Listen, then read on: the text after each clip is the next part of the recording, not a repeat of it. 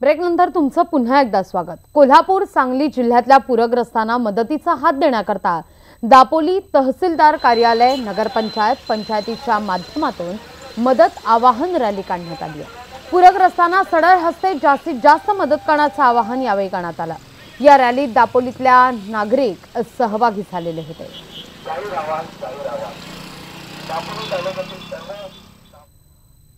अधिकृतपणे थांबा असताना बस थांबवण्यात येत नसल्यानं उमराणे या पंचक्रोशीतील शेकडो संतप्त विद्यार्थी, पालक आणि ग्रामस्थांनी मुंबई आग्रा मार्गावर आज रास्ता रोको केला।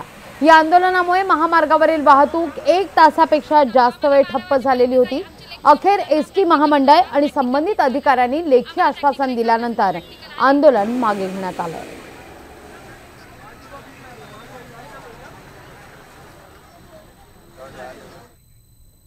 अहमदनगरला बनावट दारू बनवण्याच्या जामखेड इथल्या अड्ड्यावर उत्पादन शुल्क विभागाने छापा टाकून तब्बल 10 लाख रुपयांचा मुद्देमाल जप्त केला।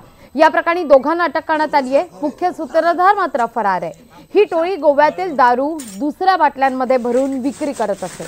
राज्य उत्पादन शुल्क विभागाच्या पथकाने जामखेड तालुक्यातल्या हॉटेल साईराम इथं छापा टाकला आणि या कारवाईत मोठा साठा जप्त करण्यात आला।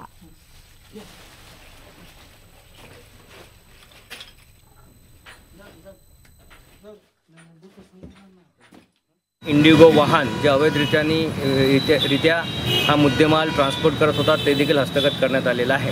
यामध्ये 2 आरोपींना अटक करण्यात आलेली असून 1 आरोपी फरार आहे।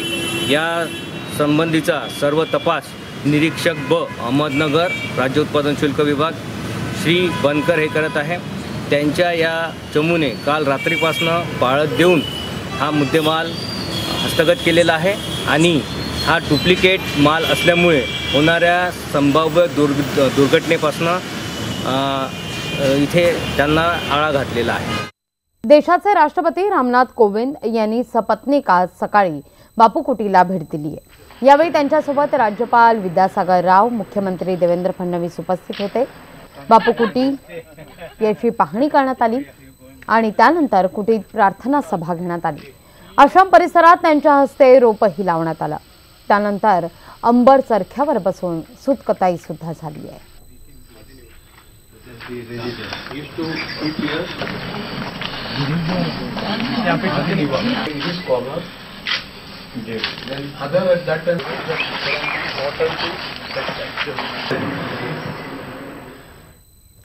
पुण्याच्या गणेशोत्सवाचं वैशिष्ट्य म्हणजे अर्थातच ढोलताशे पथक।